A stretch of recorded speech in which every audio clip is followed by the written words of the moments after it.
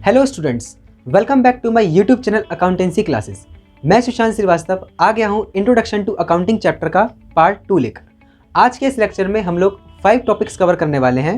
हमारा first topic होगा book keeping, second topic हमारा होने वाला है अकाउंटेंसी, थर्ड टॉपिक हमारा होगा advantages of accounting, fourth topic हमारा होगा ऑब्जेक्टिव ऑफ अकाउंटिंग, हमारा फिफ्थ टॉपिक होने वाला है role of accounting in business. तो गाइस बिना देरी के इस वीडियो को शुरू करते हैं। अब बने रहिए मेरे साथ वीडियो के अंत तक। वीडियो को पूरा देखना, लाइक करना, शेयर करना, सब्सक्राइब करना। चलिए स्टार्ट करते हैं।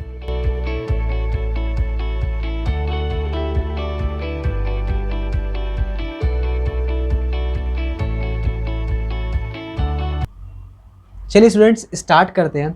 सबसे पहले हम लोग रिकैप कर लेते हैं कि हमने कल के लेक्चर में क्या पढ़ा था।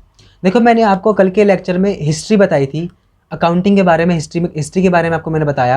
देन उसके बाद मैंने आपको मीनिंग बताया था। फिर उसके बाद मैंने आपको अकाउंटिंग की डेफिनेशन क्लियर की थी। Then characteristics and then process. इसमें बच्चों कोई भी डाउट हो तो आप मुझे कमेंट करके पूछ सकते हैं। तो आज हम स्टार्ट करते हैं अपना लेक्चर 2। अब देखिए, सबसे पहले बुक कीपिंग। बुक कीपिंग क्या होता है? अब बुक कीपिंग का मतलब है अकाउंटिंग का एक छोटा सा पार्ट। हमने अकाउंटिंग की डेफिनेशन पढ़ी थी, accounting is the art of recording blah blah blah करके, है ना। तो उसी डेफिनेशन को अगर हम आधा कर देना, वही बुक कीपिंग होता है। अब देखो बुक कीपिंग में क्या आता है। Identifying financial transaction and event. Financial transaction को आइडेंटिफाई करना कि ये हमारे फाइनेंशियल नेचर की है या नहीं है, ठीक है। और क्या आता है? मेजरिंग। मेजरिंग मतलब इन टर्म्स ऑफ, एक मिनट बच्चों,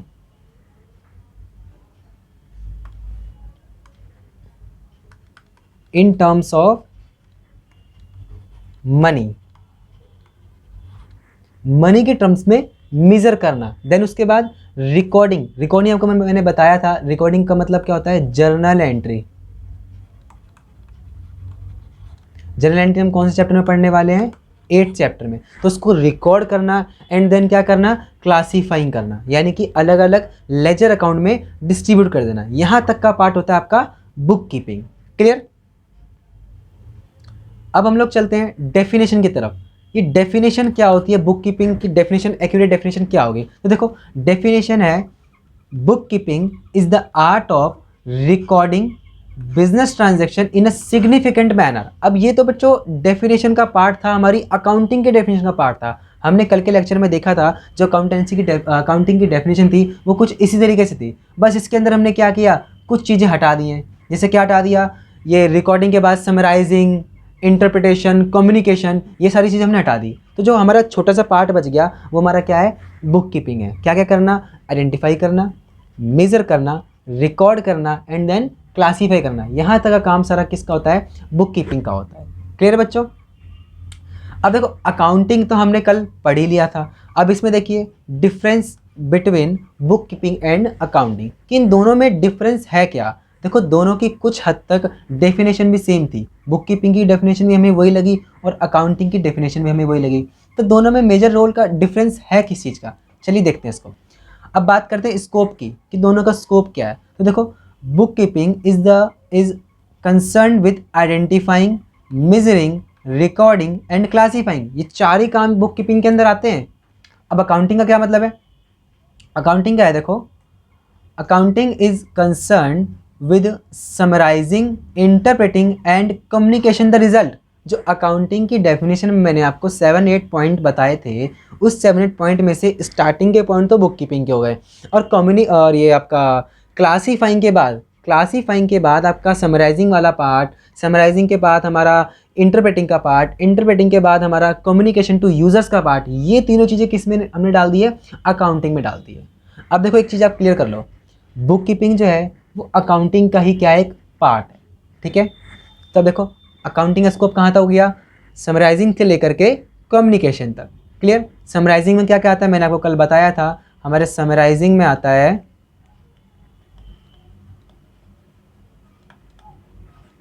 3 चीज़ें। एक हमारा ट्रायल बैलेंस, और दूसरा हमारा ट्रेडिंग P&L, और तीसरा हमारा बैलेंस शीट। अब देखो बच्चों, ये तीनों चीज़ें आपको बिल्कुल नई की नई लग रही है ना। तो देखो बच्चों, मैं आपको बता दूं, ट्रायल बैलेंस का एक सेपरेट अलग चैप्टर है, ट्रेडिंग P&L का सेपरेट अलग चैप्टर है, और बैलेंस शीट तो इसके अंदर आएगा ही आएगा। तो ये चीज़ें होती क्या है ट्रायल बैलेंस, कैसे बनता है, क्या बैलेंस शीट होती है, कैसे बनाई जाती है, ये सब हम आगे सीखेंगे। क्लियर बच्चों? तो यहाँ पे आपको कंफ्यूज नहीं होना कि समराइजिंग का मतलब है क्या, एक्चुअली में समराइजिंग हम कैसे करते हैं, तो कंफ्यूज आपको बिल्कुल भी नहीं होना है। क्लियर है? और रही बात इंटरप्रेटिंग की, तो इंटरप्रेटिंग हम लोग 12th में सीखेंगे, और 12th के बाद ही, 12th में भी ज़्यादा कुछ इंटरप्रेटिंग का नहीं है, 12th में तो है ही है, उसके बाद हम बीकॉम में सीखेंगे कि हम अकाउंट्स को इंटरप्रेट कैसे करते हैं। क्लियर है? तो 11th में खाली वर्ड्स दे दिए हैं, करना कैसे है इसमें बताया ही नहीं है। अब आता है आपका स्टेज, कि किस स्टेज पे ये काम होता है। तो देखो, डेफिनेशन के हिसाब से अगर हम चलें, तो सबसे पहले मैंने आपको कल बताया था अकाउंटिंग के बारे में, सबसे पहले हम क्या करते हैं, आइडेंटिफाई करते हैं, देन उसको मेज़र करते हैं इन टर्म्स ऑफ मनी में, फिर रिकॉर्डिंग करते हैं, फिर इसके बाद क्या करते हैं, क्लासीफाइंग करते हैं, फिर समराइजिंग करते हैं। तो ये सारा पार्ट पहले करते हैं। जब इतना चीज़ हम कर लेंगे, उसके बाद ही तो हम समराइजिंग पे जाएंगे, उसके बाद ही हम इंटरप्रेटिंग पे जाएंगे। तो पहले हमें क्या करना है, ट्रांजैक्शन को आइडेंटिफाई करना है, उसको मेज़र करना है कि कितने मनी अमाउंट में हुई है, उसको हमें रिकॉर्ड करना है, क्लासीफाइंग करना है। ये सब हमारा कौन सी स्टेज होता है, सबसे पहले होता है। यानी कि इसकी स्टेज की बात की जाए तो जो बुक कीपिंग है, बुक कीपिंग जो है वो क्या है, हमारी अकाउंटिंग की प्राइमरी स्टेज है। और ये क्लासीफाइंग के बाद जो बाकी पार्ट बच गया वो कौन सी स्टेज में आएगा, सेकेंडरी स्टेज में, जो कि हमारी किस में है, अकाउंटिंग में। क्लियर बच्चों? अब सेकेंडरी स्टेज स्टार्ट कब होती है, जब बुक कीपिंग खत्म होगी, तब हमारी क्या स्टार्ट हो जाएगी, अकाउंटिंग स्टार्ट हो जाएगी। क्लियर है? अब देखिए, ऑब्जेक्टिव्स की बात अगर की जाए कि दोनों का ऑब्जेक्टिव क्या है, तो ऑब्जेक्टिव हमारा बुक कीपिंग का मेन ऑब्जेक्टिव है सिस्टमैटिक रिकॉर्ड ऑफ ट्रांजैक्शन, कि हम अपने सारे ट्रांजैक्शंस को एक सिस्टमैटिक तरीके से रिकॉर्ड कर सकें। रिकॉर्डिंग तो हमारी बुक कीपिंग में आती है। फिर उसके बाद अकाउंटिंग का मेन ऑब्जेक्टिव क्या है, अकाउंटिंग का मेन ऑब्जेक्टिव है अपने नेट रिजल्ट को फाइंड करना, नेट रिजल्ट को, यानी कि जो ट्रायल बैलेंस में आता है, ट्रायल बैलेंस में हमने चेक कर लिया हमारे अकाउंट सारे ठीक हैं, फिर उसके बाद हम प्रॉफिट एंड लॉस अकाउंट बनाएंगे, बैलेंस शीट बनाएंगे, वहाँ से हमें नेट रिजल्ट मिलेगा। तो इसका ऑब्जेक्टिव क्या, अकाउंटिंग का मेन ऑब्जेक्टिव है अपने नेट रिजल्ट को फाइंड करना, कि हमें नेट प्रॉफिट हुआ है कि लॉस हुआ है या क्या हुआ है। क्लियर है बच्चों? अब बात करते हैं नेचर की, हमें बुक कीपिंग कब करते हैं, अकाउंटिंग कब करते हैं। तो देखो, ट्रांजैक्शंस तो रोज की रोज होती हैं, दिन में 50 ट्रांजैक्शन होती हैं, तो जितनी भी ट्रांजैक्शन होगी आपको उन्हें रोज ही रिकॉर्ड करना पड़ेगा। अगर आपने 2 दिन भी छोड़ दिया तो तीसरे दिन आपको भारी पड़ जाएगा, है ना। तो इसका नेचर कैसा है बुक कीपिंग का, बुक कीपिंग का नेचर है आपको रूटीन लेना पड़ेगा, किसमें, रोज करना पड़ेगा, पर डे उसको करना पड़ेगा, एक रूटीन के हिसाब से करना पड़ेगा। ठीक है?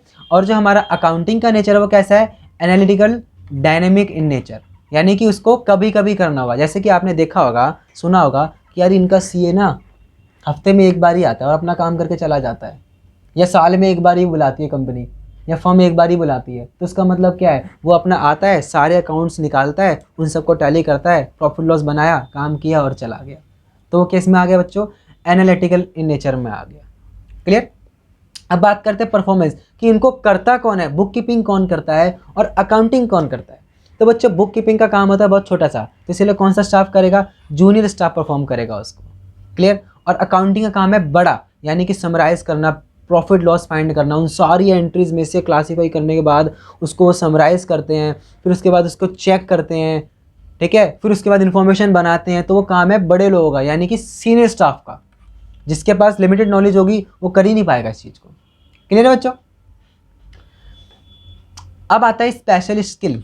क्या स्किल चाहिए बुक कीपिंग करने के लिए, कोई स्किल चाहिए। आपको मैंने जर्नल एंट्री करना सिखा दिया, लेजर बनाना सिखा दिया, अब बुक कीपिंग आप लोग कर लोगे, किसी भी फर्म में लग जाओगे, हाँ भाई इसकी जर्नल एंट्री ऐसे होगी, इसकी जर्नल एंट्री ऐसे होगी, आप लोग कर लोगे। तो इसके लिए आपको कोई स्किल की रिक्वायरमेंट है ही नहीं। तो it does not required special skill. किसमें, बुक कीपिंग में कोई स्पेशल स्किल आपको चाहिए ही नहीं। लेकिन जो अकाउंटिंग करनी है, यानी कि आपको एनालिसिस करना है, पूरे रिकॉर्ड्स का एनालिसिस करना है, उसके लिए आपको एक स्किल चाहिए। जैसे कि सीए करते हैं ना, तो इसके लिए क्या चाहिए, it required special skill.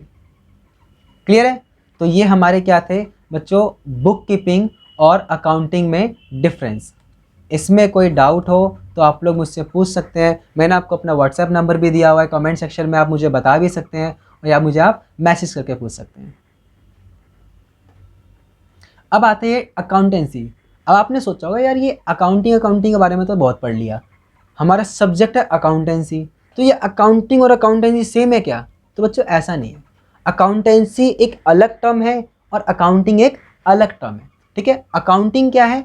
Accounting एक प्रोसेस है जो आपको फॉलो करना है अपने रिजल्ट्स बनाने में, रिकॉर्ड करने में, क्लासीफाई करने में, समराइज करने में, उसके बाद उसको इंटरप्रेट करने में, एनालिसिस करने में, ये सब जो प्रोसेस है ना वो अकाउंटिंग है। क्लियर? अब ये अकाउंटेंसी क्या है? अकाउंटेंसी है अकाउंटिंग का टीचर जो उसको सिखा रहा है कि भाई कैसे करना है। मैंने आपको काम दिया, बच्चों ये काम करके ले आना, तो करना कैसे है वो सिखा कौन रहा है? अकाउंटेंसी सिखा रहा है।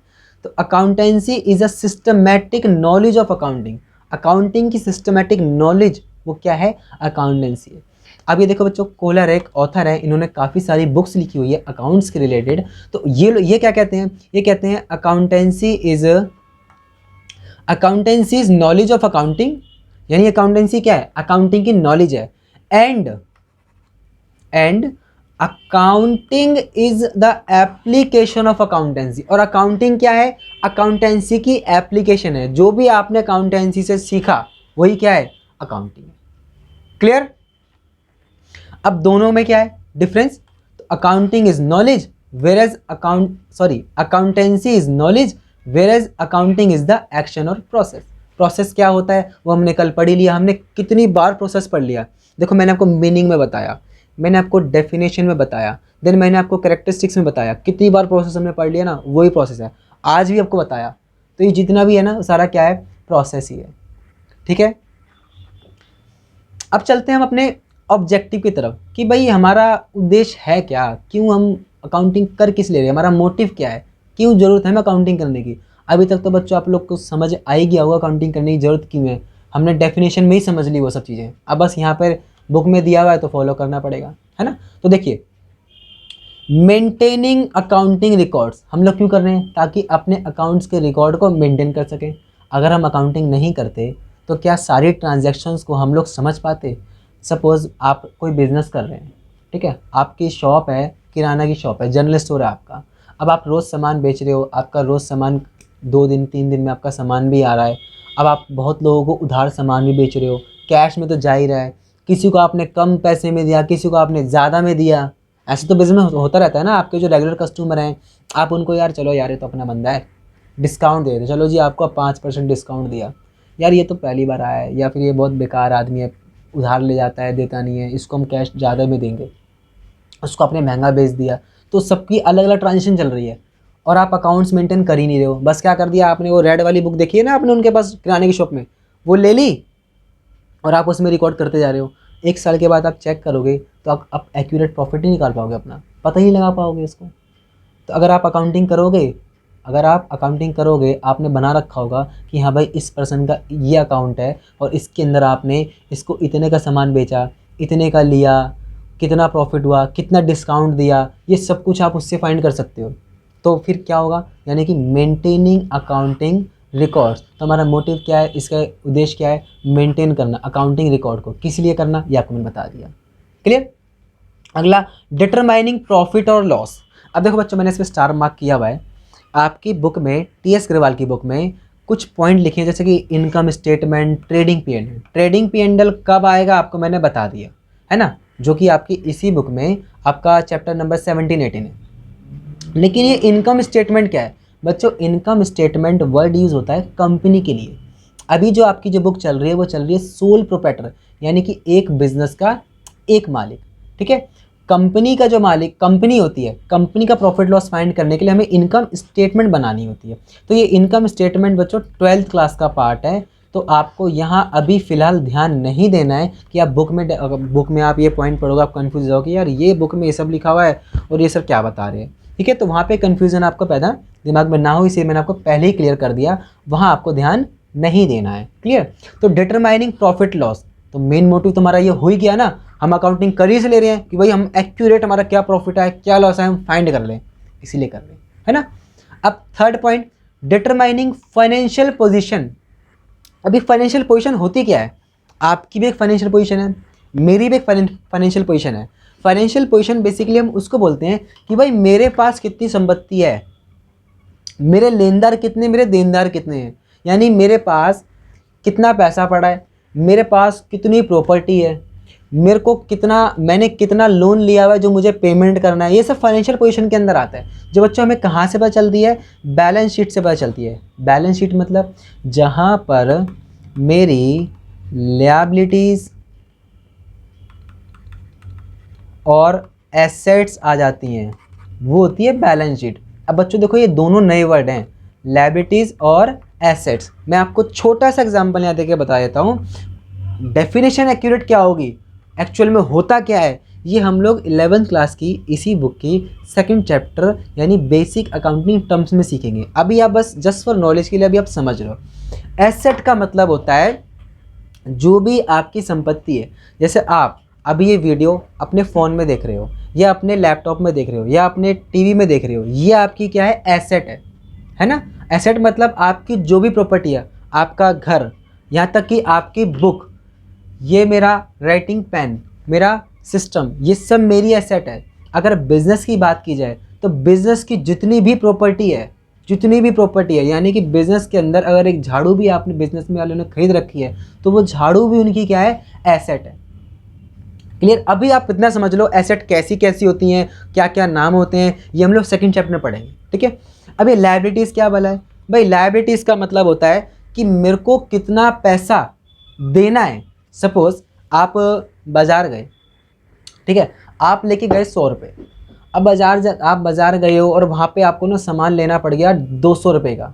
अब वो ना जो जिस दुकान पे आप गए हो ना, वो दुकानदार आपको जानता है अच्छे से। उसने क्या बोला कि चल भाई कोई बात नहीं, ले जा, 100 रुपये मुझे बाद में दे दियो।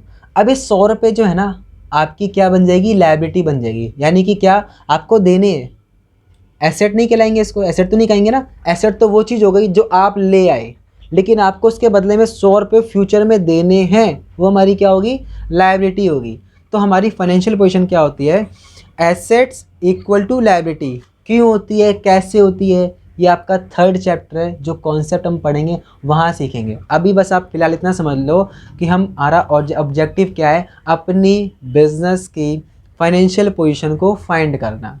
अभी फ़िलहाल इतना समझ लो कैसे फाइंड करते हैं, ये लायबिलिटी क्या चीज़ है, एसेट क्या चीज़ है, बैलेंस शीट क्या होती है, ये सारे पॉइंट, इनके डेफिनेशन क्या है, ये आपके 2nd चैप्टर में आने वाले हैं। ठीक है। अब आपका 4th पॉइंट है फैसिलिटेटिंग मैनेजमेंट। अब इसका क्या मतलब है? मैनेजमेंट को फैसिलिटी प्रोवाइड कराना। किस चीज़ की? फॉर डिसीजन मेकिंग, कि भाई अपने बिजनेस के रिगार्डिंग वो कोई भी डिसीजन ले सके। अब डिसीजन मेकिंग का यहाँ पे रोल क्या है? आप रोल समझिए क्या रोल है। आप अकाउंटिंग कर रहे हो, पिछले साल में क्या प्रॉफिट हुआ, क्या लॉस हुआ, आपके पास पूरी एक्यूरेट डिटेल है। आपके पास आपके अकाउंट्स मेंटेन है, आपके पास एक्यूरेट प्रॉफिट मिला हुआ है, सब कुछ आपको मिला हुआ है। तो अब आपको जो अपने फ्यूचर में कोई भी प्लानिंग करनी है, आप इसके अकॉर्डिंग कर सकते हो ना। सपोज आपने अकाउंट्स बनाए नहीं रखे, तो ये जो एक्यूरेट वर्ड में बार बार यूज़ कर रहा हूँ, जैसे accurate profit, accurate loss, accurate assets, accurate liabilities, ये सब आपको पता ही नहीं चलेंगी। अगर आप अकाउंट्स मेंटेन कर रहे हो तो आपके पास ये सारी चीज़ें एक्यूरेट होंगी, और होंगी आप अपने मैनेजमेंट को प्रोवाइड करा सकते हो, जिससे कि वो आपको हेल्प मिलेगी फ्यूचर के लिए डिसीजन लेने के लिए। और बच्चों क्या? इफ़ेक्टिव कंट्रोल, अपने बिजनेस को कंट्रोल करने के लिए। कहीं भाई किसी चीज़ में आपका पैसा ज़्यादा खर्च हो रहा है, मैं जितनी भी बात करूँगा बच्चों बिज़नेस से रिलेटेड करूँगा, आप लोग उसको बिज़नेस के नज़रिए से ही देखना। अब इफ़ेक्टिव कंट्रोल, आपका कहीं बिज़नेस में कोई खर्चा हो रहा है, अब अकाउंट्स आप मेंटेन कर रहे हो तो आपको पता चल जाएगा कि ये कहाँ ज़्यादा खर्चा हो रहा है और क्यों हो रहा है, ये भी आपको पता चल जाएगा। तो आप उस पर क्या कर सकते हो? कंट्रोल कर सकते हो कि भाई इसको ज़रा चेक करो कि खर्चा ज़्यादा क्यों हो रहा है, इसको कम करो। कंट्रोल आप कर सकते हो। ठीक है। और क्या बच्चों? बजटिंग मतलब क्या होता है? बजट बनाना, फ्यूचर की तैयारी करना। बजटिंग एंड फोरकास्टिंग, फ्यूचर में आपको आपका माल सप्लाई होता है, आपका बिजनेस है, आप वहाँ से क्या कर रहे हो? कुछ मैन्युफैक्चर कर रहे हो और माल आपका क्या होता है?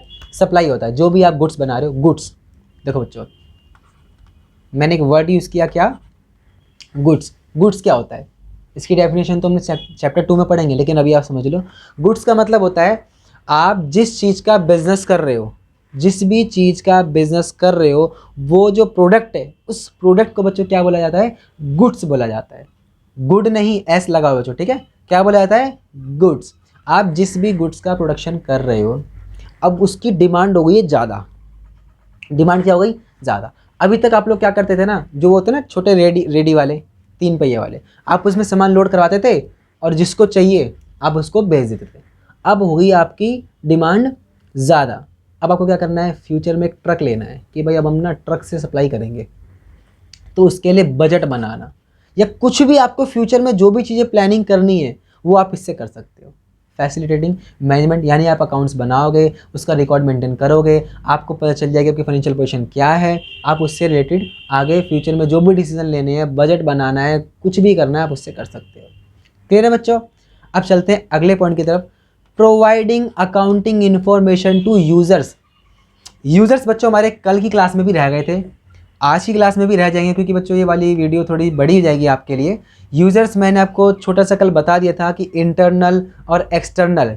इंटरनल मतलब हमारे बिजनेस के अंदर वाले, और एक्सटर्नल मतलब हमारे बिजनेस के बाहर वाले बंदे, जिनको भी अकाउंटिंग इन्फॉर्मेशन चाहिए हम उनको प्रोवाइड करा सकते हैं, है ना? तो providing accounting information to users. Users क्या होते हैं ये आपको मैं नेक्स्ट वीडियो में बताऊंगा कि कौन कौन हमारे यूजर्स होते हैं, इंटरनल में कौन आते हैं और एक्सटर्नल में कौन आते हैं। क्लियर?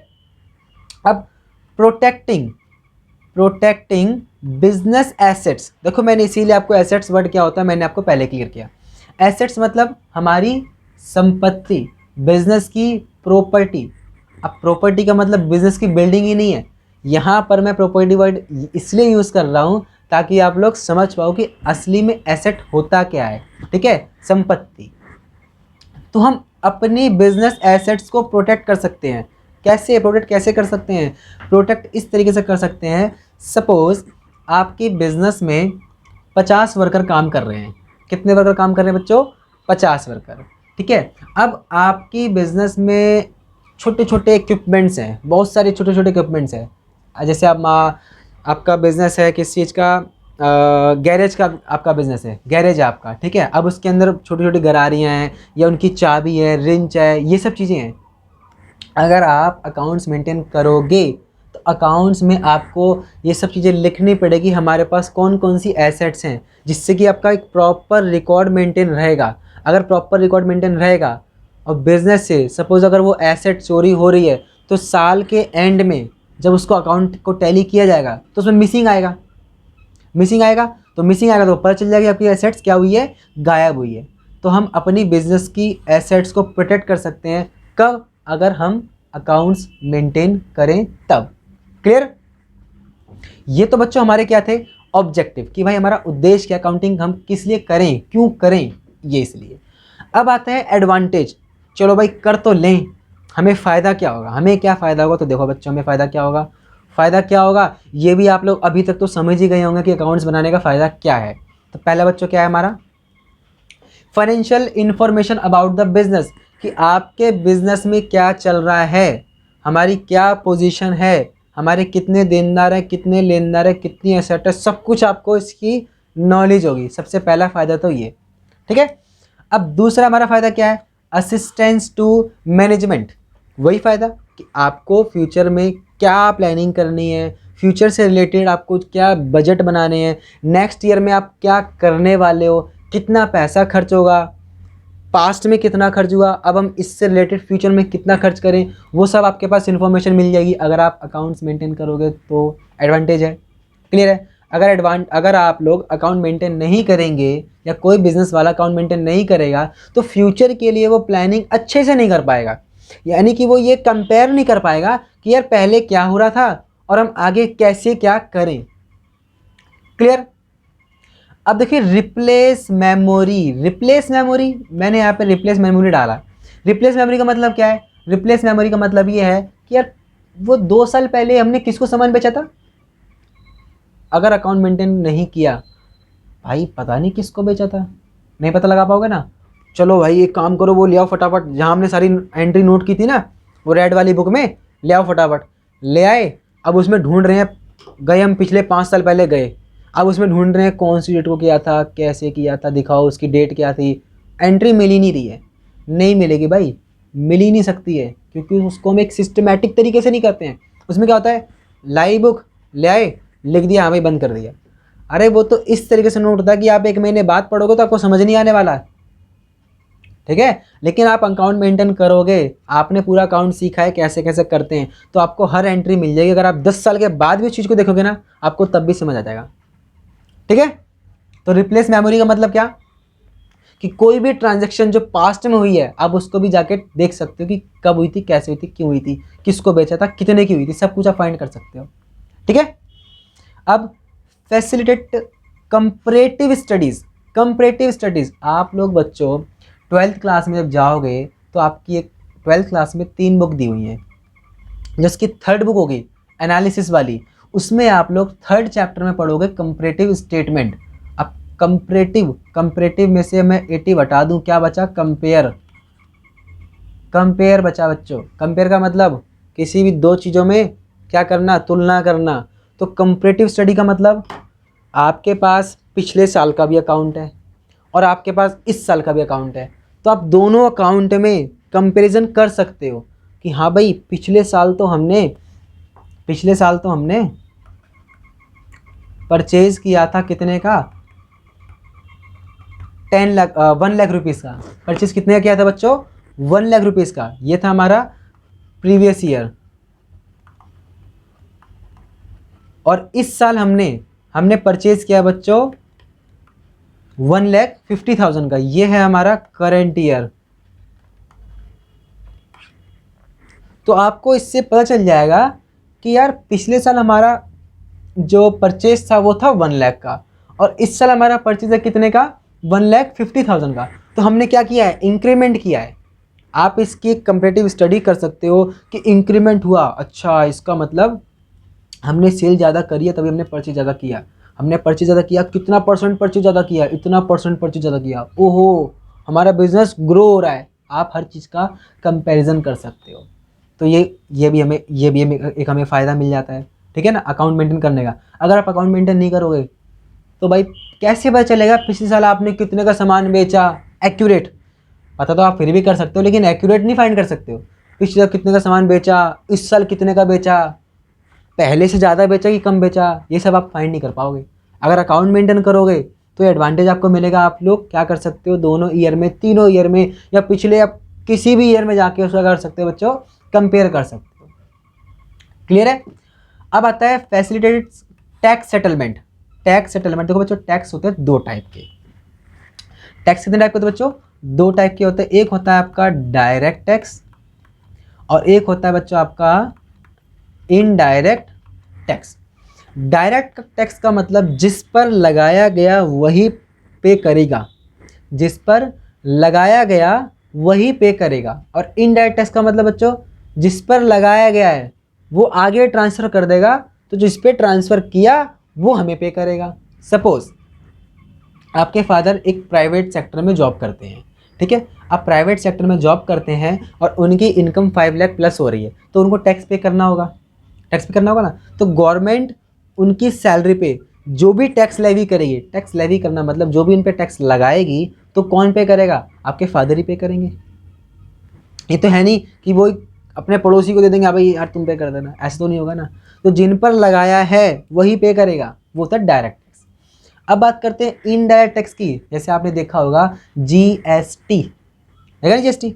तो डायरेक्ट टैक्स तो हमारा हो गया क्या, इनकम टैक्स, और इनडायरेक्ट टैक्स हमारा क्या हो गया, जैसे कि जीएसटी। पहले तो कुछ और था, सीएसटी थे, वैट था, है ना।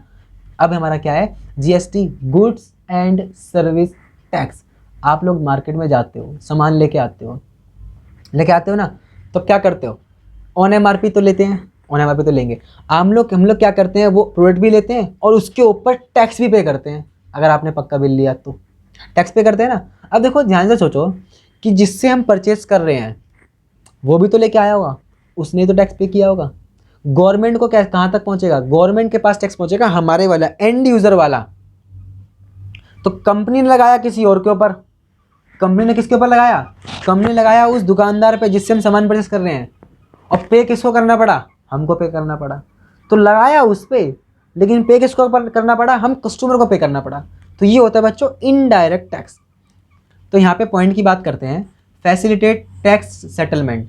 तो आप यहाँ पे आपको कितना टैक्स पे करना है, क्या एक्यूरेट टैक्स होगा, आप ये भी फाइंड कर सकते हो। कब, जब आप अपने अकाउंट्स को मेंटेन करोगे तब। क्लियर। अब चलते हैं फैसिलिटेट्स लोन्स, यानी कि आपको बिजनेस में पैसे की जरूरत पड़ी, ठीक है, आप लोग बिजनेस को ना एक्सपेंड करना चाहते हो। क्या करना चाहते हो बच्चों, बिजनेस को एक्सपेंड करना चाहते हो। अब अगर आप बिजनेस को एक्सपेंड करना चाहोगे, पैसा चाहिए, आपके पास पैसा नहीं है, दोस्त से ले लोगे, दोस्त के पास भी नहीं है, फैमिली से ले लोगे, फैमिली में फाइनेंशियल प्रॉब्लम चल रही है, आप गए बैंक। कहाँ पे गए बच्चों, बैंक। बैंक ने बोला दिखाओ हमें कि आपका बिजनेस क्या करता है, आपके बिजनेस में कितनी इनकम जनरेट होती है। भाई लोन तो मैं दे दूंगा, लेकिन आप मुझे वापस कर पाओ इंटरेस्ट के साथ, मुझे आप मेरा लोन वापस कर पाओ, लोन का अमाउंट, तो भाई मैं आपको लोन दे दूंगा। अब वो बोलेंगे नहीं नहीं सर, मैं आपको टेंशन मत लो, मैं आपको इंटरेस्ट के साथ आपकी पेमेंट कर दूंगा। सबूत कैसे, मैं आपकी बात पे कैसे विश्वास करूं कि आप लोग कर दोगे। अगर कोई प्राइवेट सेक्टर वाला पर्सन बैंक से लोन लेता है, तब भी उसकी इनकम स्टेटमेंट मांगी जाती है कि दिखाओ अपनी इनकम का सबूत दिखाओ पहले में, तभी तो आपको हम लोन देंगे। ठीक है। अब बिजनेस में क्या होगा, अगर उसने अकाउंट मेंटेन नहीं कर रखे, तो बैंक को कैसे पता कि हाँ भाई इनका बिजनेस चल भी रहा है कि नहीं चल रहा है, कहीं हमारे पैसे लेके भाग गया तो, डूब गया तो। अगर आपने अकाउंट्स को मेंटेन कर रखा होगा और उसमें आपको दिखाया होगा कि भाई देखो हमें इस साल को, इस वाले ईयर को इतना प्रॉफिट हुआ, इस वाले ईयर में इतना प्रॉफिट हुआ, हम लोग गेन कर रहे हैं, इसीलिए हम एक्सपेंड करना चाह रहे हैं, तो हम आपका लोन वापस कर देंगे, तो ये फैसिलिटी आपको मिली कि नहीं मिली। अगर मेंटेन नहीं कर रखे होते तो आप साबित कैसे करते, नहीं कर पाते ना। तो ये भी हमें एडवांटेज मिलता है। क्लियर। अब आता है evidence in court. Evidence in court, कि कोर्ट के लिए ये हमारे जो इनकम स्टेटमेंट है वो क्या बन सकते हैं, सबूत बन सकते हैं। किसी भी चीज़ को लेके फ्यूचर में कोई भी लफड़ा झगड़ा पड़ गया तो आप लोग दिखा सकते हो कि भाई देखो ये मिस्टर राम है, ठीक है, और इनको मैंने इतने इतने का सामान बेचा और ये मुझे पैसे वापस नहीं कर रहे हैं। ये देखो सर मैंने बिल बना रखा है, ये देखो इनका साइन भी हो रखा है, अब मैंने अपने अकाउंट्स में नोट भी कर रखा है, ये मुझे पैसे नहीं दे रहे हैं। तो हम जा सकते हैं कोर्ट में, उस पर केस कर सकते हैं, उसको सबूत दिखा सकते हैं, क्योंकि कोर्ट तो सबूत मांगता है। ठीक है बच्चों। अब बच्चों facilitate sale of business. Sale of business, अपने बिजनेस को बेचना। अब अपने बिजनेस को बेचना भी हमारा एडवांटेज है क्या, कोई एडवांटेज तो नहीं है बच्चों, कोई भी नहीं चाहता अपने बिजनेस को बेच दे, है ना। अब देखो आपका बिजनेस अच्छे से चल रहा है, लेकिन आपको ना बाहर शिफ्ट हो रहे हो आप। मैं एक अच्छा एग्जांपल दे रहा हूँ, क्योंकि कोई भी अपना जनरल कोई बिजनेस स्टार्ट करता है तो बेचने तो खैर चाहेगा नहीं, है ना। तो मैं इसलिए थोड़ा एग्जांपल थोड़ा सा अटपटा सा ले रहा हूँ।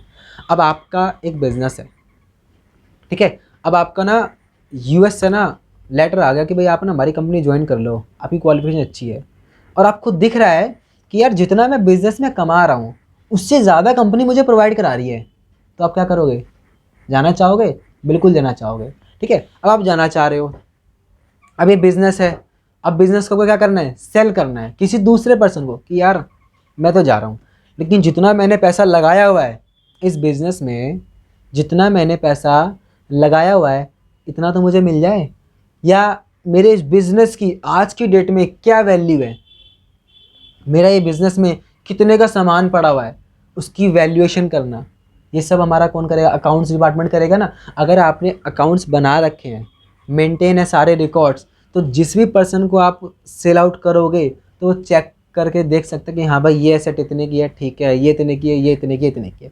अगर आपने अकाउंट नहीं बनाया तो बंदा अनुमान लगाएगा बस, यार ये इतने का होगा, ये इतने का होगा, तो आपको कभी अच्छी वैल्यू मिल नहीं पाएगी आपके बिज़नेस की। इसीलिए क्या मिलती है यहाँ पे, हमें एक फैसिलिटी मिलती है कि जब हम अपने बिज़नेस को सेल आउट करें तो हमें एक अच्छी इनकम उसकी अच्छा अर्निंग उसकी हमें मिल जाए। क्लियर। अब अगला पॉइंट बच्चों, assistance in the event of insolvency. Insolvency बच्चों एक नया वर्ड है ना। इंसॉल्वेंसी का मतलब क्या होता है, इंसॉल्वेंसी का मतलब होता है बैंकरप्ट, कि आप क्या हो गए जी, आपका बिजनेस क्या हो गया है, बैंकक्रप्ट हो गया है, यानी कि आपने जितना भी पैसा ले रखा है अब आप वो अमाउंट वापस कर ही नहीं पाओगे, यानी कि आपकी इतनी एसेट्स बची ही नहीं है जितना आपने पैसा ले रखा है, तो आप क्या हो जाओगे, बैंकक्रप्ट हो जाओगे। तो पता कैसे चलेगा, अगर आपने सिस्टम मेंटेन कर रखा है तो पता चल जाएगा आपको कि भाई हमारी एसेट्स तो कम बची हैं लेकिन मार्केट में पैसा ज़्यादा देना है, आपको पास्ट में काफ़ी लॉस हुआ, तो ताकि आप गवर्नमेंट को दिखा सको कि भाई देखो मैं कोशिश तो कर रहा हूँ, मेरे को इस ईयर में इतना लॉस हुआ, इस ईयर में इतना लॉस हुआ, इस ईयर में इतना लॉस हुआ, तो भैया मैं तो आगे पेमेंट नहीं कर पाऊँगा, तो एक एविडेंस बन जाएगा ना इस चीज़ का। इसीलिए हेल्पफुल, अगला पॉइंट है हमारा helpful in partnership account. Partnership account क्या होती है बच्चों, 12th क्लास की फर्स्ट बुक है फंडामेंटल्स ऑफ पार्टनरशिप, है ना, अकाउंटिंग फॉर पार्टनरशिप। तो उस बुक में आप लोग पार्टनरशिप क्या होती है, कैसे करते हैं, अकाउंटिंग ट्रीटमेंट क्या होती है, वो वहाँ जानेंगे। तो यहाँ पे इस पॉइंट को समझ लो, हेल्पफुल है हमारे पार्टनरशिप के अकाउंट बनाने के लिए। आपके बिजनेस में एग्जाम्पल समझिए, आपके बिजनेस में 2 पार्टनर हैं, कितने पार्टनर हैं बच्चों, 2, एक है ए और एक है क्या, बी। अब दोनों ने कैपिटल कंट्रीब्यूट किया, देखो दोनों में नए वर्ड बोले ना, एक मैंने क्या वर्ड बोला, एक मैंने बोला आपको कैपिटल और एक मैंने क्या बोला, कंट्रीब्यूट। कंट्रीब्यूट करना क्या होता है, लगाना, मिलाना। अब ये कैपिटल क्या चीज़ है, इंडिया की कैपिटल न्यू दिल्ली, वो नहीं है बच्चों यहाँ पे कैपिटल। यहाँ पे कैपिटल बोलते हैं आपने एज अ प्रोप्राइटर क्या होता है, बिजनेस का मालिक, फर्म का मालिक। आपने बिजनेस में या फर्म में कितना पैसा इंट्रोड्यूस किया, पैसे के अलावा आप कोई भी एसेट इंट्रोड्यूस कर सकते हो। जो भी आपने बिजनेस में इंट्रोड्यूस कर दिया वो आपकी क्या होगी, कैपिटल होगी। जितना आपने पैसा लगाया, जो भी आप अपने घर से एसेट ले गए, जो बिजनेस में आपने लगा दिया, वो आपकी क्या है, कैपिटल है, उसे कैपिटल बोलते हैं। ठीक है, तो ए और बी ने कैपिटल इंट्रोड्यूस की। ए ने पैसे लगाए 15 लाख रुपए और बी ने पैसे लगाए 18 लाख रुपए। अकाउंट नहीं बनाए, कोई भी अकाउंट्स नहीं बन बिजनेस स्टार्ट कर लिया बस, अकाउंट नहीं बनाए, तो बताओ काम चल पाया क्या। और दोनों पार्टनर हैं, फ्रेंड है दोनों, कभी कोई दिक्कत हो गई तो क्या वो निकल पाएंगे इस दिक्कत से, निकल नहीं पाएंगे। अगर अकाउंट मेंटेन करेंगे तो हर चीज़ की इंफॉर्मेशन दोनों के पास होगी कि भाई मेरे बिजनेस में, हमारे बिजनेस में क्या चल रहा है। क्लियर है बच्चों। अब help in decision making, decision making में क्या मिलेगी, हमें हेल्प मिलेगी, क्योंकि अकाउंट मेंटेन है, हमारा सबूत हमारे पास पड़ा है, हमारी इन्फॉर्मेशन हमारे पास है, सब कुछ हमारे पास है, फाइनेंशियल पोजीशन हमें हमारी पता है, कितनी एसेट्स हैं, क्या क्या है, सब कुछ पता है। तो आपको आगे अब क्या डिसीजन लेना है, आप अपने अकाउंट की इन्फॉर्मेशन के रिगार्डिंग ले सकते हो। क्लियर है। कोई डाउट हो तो बच्चों पूछना ज़रूर, कमेंट करके बताना मुझे, कोई भी डाउट हो पूछना। अगर कोई चीज़ आपको लगे फास्ट निकल गई है तो प्लीज़ वीडियो को रिवाइंड करके ज़रूर देखना उसको, क्योंकि कुछ भी अगर आपने मिस कर दिया तो आगे प्रॉब्लम होगी। थ्योरी को अगर आप अच्छे से समझ लोगे तो आगे प्रॉब्लम ही नहीं होगी। ठीक है बच्चों। अब आता है role of accounting in business, कि भाई हमारी अकाउंटिंग का बिजनेस में क्या रोल है।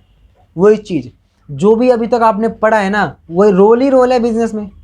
जैसे देखो पहला क्या, मेंटेनिंग सिस्टमैटिक रिकॉर्ड, पहला रोल तो ही हो गया, समझ ही गए होंगे, समझाने की जरूरत तो मुझे है नहीं कि भाई हम क्या करते हैं, अपने रिकॉर्ड को एक सिस्टमैटिक तरीके से रिकॉर्ड कर सकें, सारे ट्रांजैक्शन को बिल्कुल बढ़िया तरीके से लिख सके, सब कुछ कर सकें, यही हमारा क्या अकाउंटिंग का रोल है। दूसरा क्या है, असिस्टेंस टू मैनेजमेंट, बता ही दिया मैंने आपको कि फ्यूचर में जो भी डिसीजन लेने हैं इसके रिगार्डिंग आप ले सकते हो। तीसरा क्या है, कंपैरेटिव स्टडीज़, ये भी आपको मैंने बता दिया, अभी ऊपर हमने कर चुके थे।